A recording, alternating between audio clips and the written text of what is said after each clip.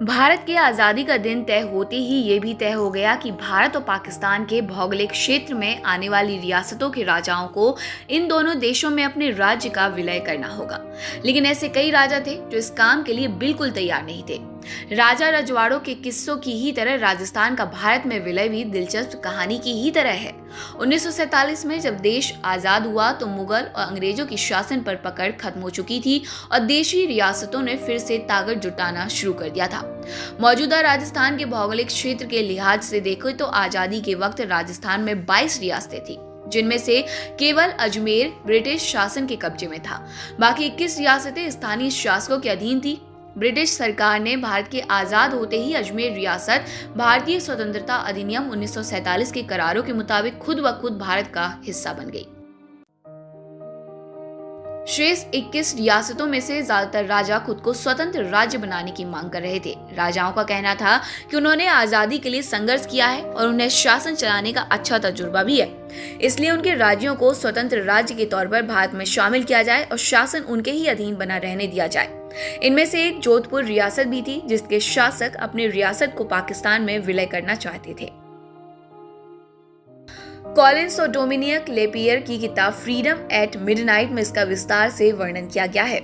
मोहम्मद अली जिन्ना भी जोधपुर को पाकिस्तान में मिलाना चाहते थे। वहीं जोधपुर के शासक हनवंत सिंह कांग्रेस के विरोध और अपनी सत्ता स्वतंत्र अस्तित्व की महत्वाकांक्षा में पाकिस्तान में शामिल होना चाहते थे। अगस्त 1947 में हनवंत सिंह धौलपुर के महाराजा तथा भोपाल के नवाब की मदद से जिन्ना से मिले। हनवंत सिंह की जिन्ना से बंदरगाह की सुविधा, रेलवे का अधिकार, अनाज और शस्त्रों के आयात आदि के विषय में बातचीत हुई। जिन्ना ने उन्हें हर तरह की शर्तों का पूरा करने का आश्वासन दिया।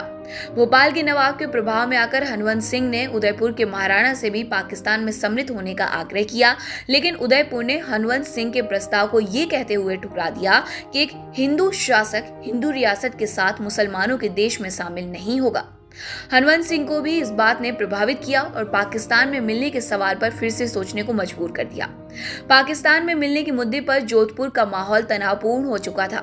जोधपुर के ज्यादातर जागीरदार और जनता पाकिस्तान में शामिल होने के खिलाफ थे। माउंटबेटन ने भी हनवंत सिंह को समझाया कि धर्म के आधार पर बटे देश में मुस्लिम रियासत न होते हुए भी पाकिस्तान में मिलने के उनके फैसले से सांप्रदायिक भावनाएं भड़क सकती हैं। वहीं सरदार पटेल किसी भी कीमत पर जोधपुर को पाकिस्तान में मिलते हुए नहीं देखना चाहते थे। इसके लिए सरदार पटेल ने जोधपुर के महाराजा को आश्वासन दिया कि भारत में उन्हें वे सभी सुविधाएं दी जाएंगी जिनकी मांग पाकिस्तान से की गई थी। महाराजा हनवंत सिंह ने समय को पहचानते हुए भारत संघ के विलय पत्र पर 1 अगस्त 1949 को हस्ताक्षर कर अपनी रियासत को भारत में विलय कर दिया। सब्सक्राइब करें हमारे चैनल देश ऑनलाइन पल्स ऑफ पीपल और बेल आइकन को क्लिक करना ना भूलें ताकि आप अपडेट रहे हमारे नई वीडियो से।